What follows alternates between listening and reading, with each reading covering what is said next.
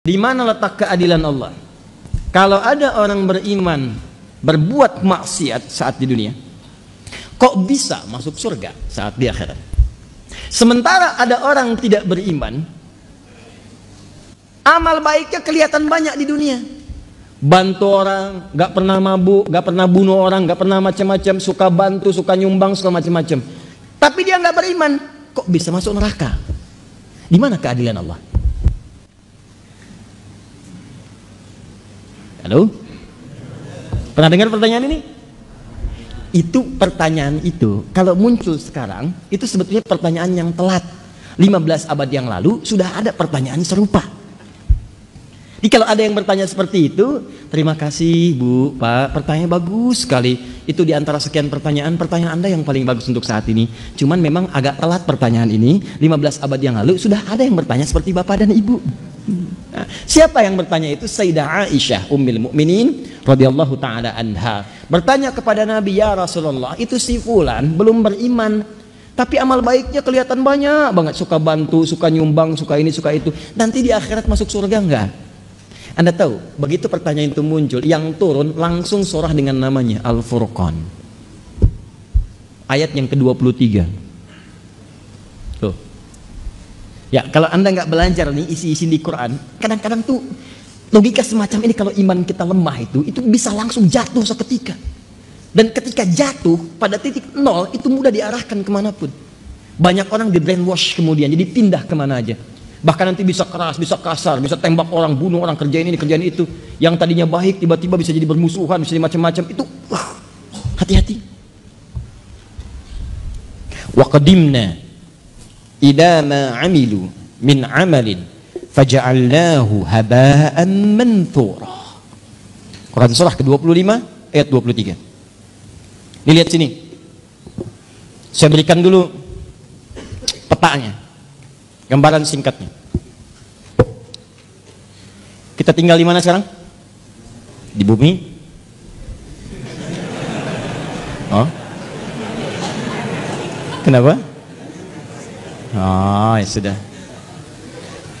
Kalau sudah tidak ada harapan untuk kehidupan di bumi, maka saya sarankan pindahlah ke Bekasi. Karena banyak sekali harapan di Bekasi. Harapan Indah, Duta Harapan, sampai ujung harapan.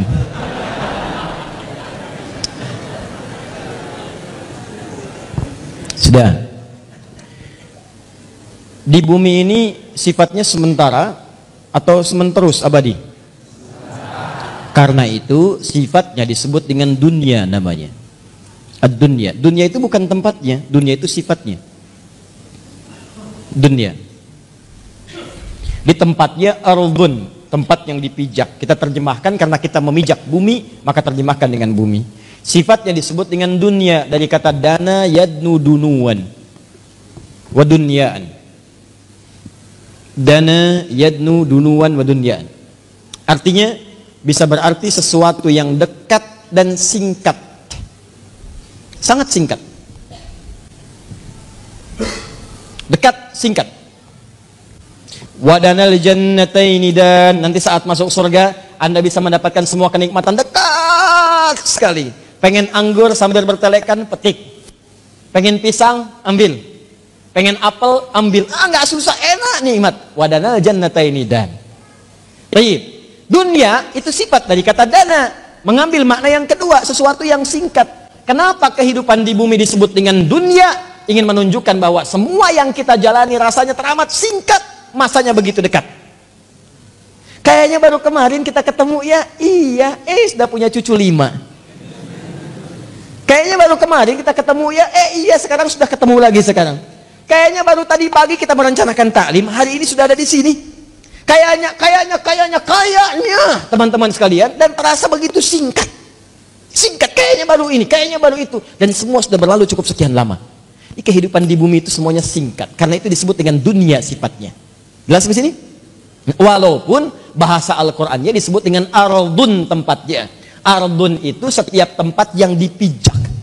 Nah, karena kita memijak bumi, maka bumi disebut ardun. Kalaupun Anda sedang misal jalan-jalan atau yang ada kegiatan lain keluar bumi, misal saya tahun depan mau liburan ke bulan, Nah, begitu Anda menginjak bulan, maka bulan pun menjadi ardun.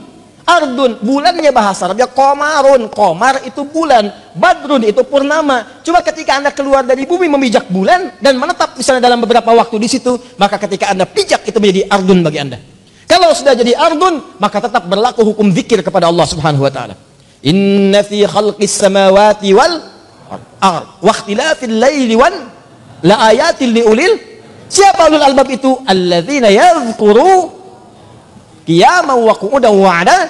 Di walaupun Anda ke bulan, ke tempat lain misalnya, Anda berpijak, maka tidak mengurangi nilai zikir Anda kepada Allah Subhanahu wa taala. Saya contohkan bulan karena sudah ada orang yang pernah menginjak bulan. Ya, menurut sejarah. Siapa dia? Neil Armstrong. So lagi? Aldrin. Ya, ada 3 orang. Yang ketiga? Selamat namanya. Selamat ya. Armstrong dan Aldrin menginjak bulan dengan selamat ya. Nah, ini singkat ditulis. Masya Allah, catatnya nggak ada dalam sejarah itu. Baik. Pertama Armstrong, kedua Aldrin, ketiga selamat. Dah. Jadi jangan main-main kalau sedang di bumi, sudah jangan main-main, itu singkat. Ingat, kita itu begitu singkat dan kita celakanya, kita tidak tahu kapan kita pulang. Ini masalahnya. Dan mungkin saja bisa terjadi kapan yang tidak kita kehendaki. Malam ini bisa, besok bisa, kita tidak tahu kapan pulang. Kalau Anda sudah merasa yakin akan pulang, akan meninggal dan begitu singkat, maka orang cerdas pasti akan menyiapkan bekal untuk pulangnya. Kita jangan main-main lagi. Ya, ibadi, kata Allah dalam hadis qudsi, ibadi khalaqtuka lil ibadati fala tal'ab. Hambaku, aku ciptakan kau itu untuk banyak ibadah, jangan banyak mainnya. Wa ma khalaqtul jinna wal insa illa liya'budun. Wa qasamtu laka rizqaka fala tat'ab. Dan kamu mesti yakin aku telah tentukan kadar rizkimu, jangan terlalu lelah. Kerja ini hanya untuk mengumpulkan. Aku udah bagi, kamu berikhtiar, kamu dapat. Kamu mendekat kepada saya untuk ibadah, saya berikan keberkahan dan luaskan rizkimu. Kamu tinggalkan saya untuk mencari dunia, maka saya akan buat kamu sibuk dalam urusan dunia. Kamu merangkak mencari dunia, sibuk. Malam mikirin dunia, sore mikirin dunia, siang mikirin dunia. Dan kata Allah, saya pastikan kamu pun tidak akan meraih lebih daripada apa yang telah aku tetapkan untukmu. Di bawah secapek Anda pun, dapatnya cuma segitu juga. Jangan terlalu banyak mainin. Nah, jadi ketika Anda tinggalkan ini, bumi, pindah kemudian di satu tempat persimpangan, alam pemisah disebut dengan barzakh. Barzakh itu pemisah. Bainahuma barzakhul la yabghiyan. Nah, kemudian tempatnya disebut dengan kubur. Afala ya'lamu idza bu'thira ma fil kubur. Nanti dari sini pindah kemudian ke akhirat. Di akhirat ini secara cepat baru kita bicara surga dan neraka. Surga dan neraka. Tengah-tengahnya ada Araf. Jadi kalau kita ingin bicara surga dengan neraka, fokus baik-baik, maka tempat yang dibicarakan bumi atau akhirat? Saya ulang. Di bumi ada surga tidak? Tidak. Ada neraka tidak? Tidak. Nah, di mana ada surga? Di akhirat. Kan pertanyaan tadi, kenapa dia tidak masuk surga, yang lain masuk surga? Berarti Anda sedang bicara hukum akhirat, bukan sedang bicara hukum dunia. Jelas? Nah, dalam kaidah mengatakan di setiap tempat yang berbeda pasti memiliki hukum yang tidak sama. Jangankan masalah akhirat, di bumi saja kalau tempatnya beda hukumnya tidak sama. Toilet Lebak Bulus akan beda dengan toilet Kampung Rambutan. Di sini bayar 1.000, sana 2.000. Parkiran sini 3.000, parkiran sana 4.000. Anda ke GGP dengan Grand Mall, jangan harap kemudian bayarnya sama. Saya dari GGP bayarnya segini, kenapa di sini beda? Kalau mau sama, Bapak parkir di Grand Mall sana. Bayarnya ke sini. Silahkan. Oh, itu baru hukum dunia. Maka apalagi ketika Anda akan bawa ke hukum akhirat. Kalau Anda ingin pindah ke tempat yang lebih hebat lagi, tempat yang lebih bagus lagi, maka jangan samakan dengan hukum yang pernah Anda dapati saat berada di bumi. Makanya jangankan hukumnya, benda-benda bumi pun gak akan dibawa ke akhirat. Makanya ketika seseorang kemudian wafat itu artinya meninggalkan bumi, meninggalkan dunia. Maka disebutlah kemudian telah meninggal dunia. Kenapa kalimatnya meninggal dunia? Orang sudah paham kok, wafat juga cukup wafat. Kenapa kalimat meninggal dunia dimunculkan? Maksudnya semua hukum-hukum dunia, bekal-bekal dunia akan ditinggalkan ketika dia meninggalkan tempat ini.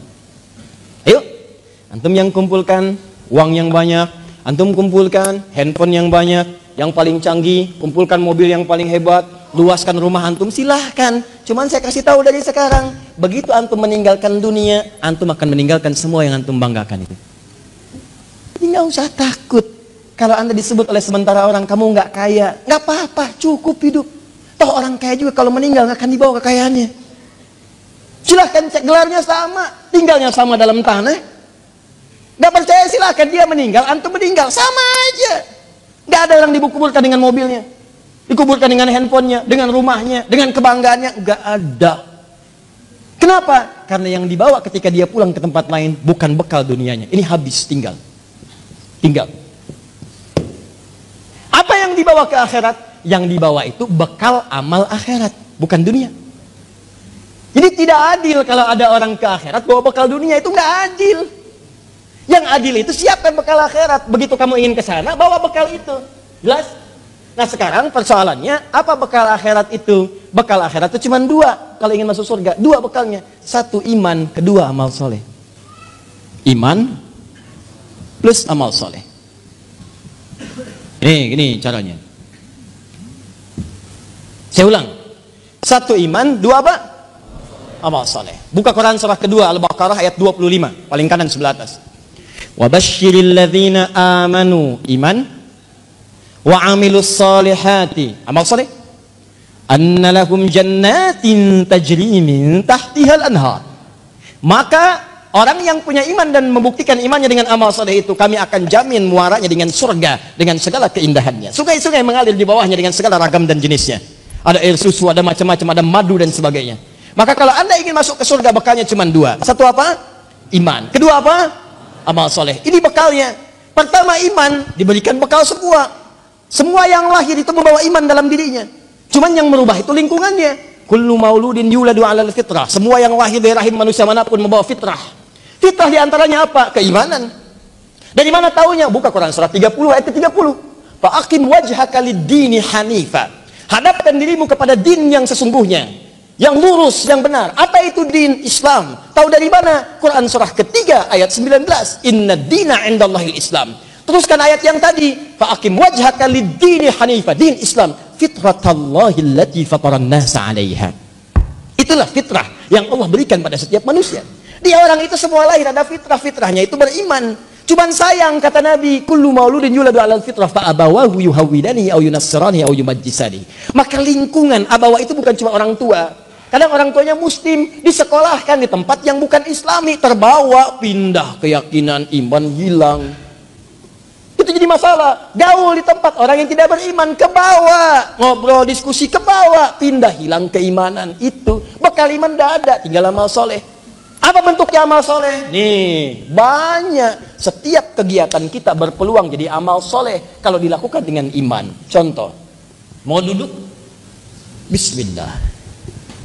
Begitu saya duduk, itu kalimat bismillah ya, itu yang menjadikan duduk saya mendapatkan pahala. Itu yang disebut dengan amal soleh. Saya ulang ya, saya ulang. Fokus. Semua kegiatan di dalam Islam, dan saya pastikan kepada anda, saya mencoba untuk meneliti di beberapa yang lain, saya tidak temukan, cuma di Islam. Ya, ini kaidah kita. Jadi kalau ditanya bisa jawab, bukan dalam konteks merendahkan yang lain, tidak. Perhatikan baik-baik. Cuma di dalam Islam yang semua aktivitasnya itu bersanding dengan doa, dari mulai bangun tidur sampai tidur lagi. Silahkan cek. Bangun tidur kita ada doanya? Ada. Cek di tempat lain, anda tidak akan temukan.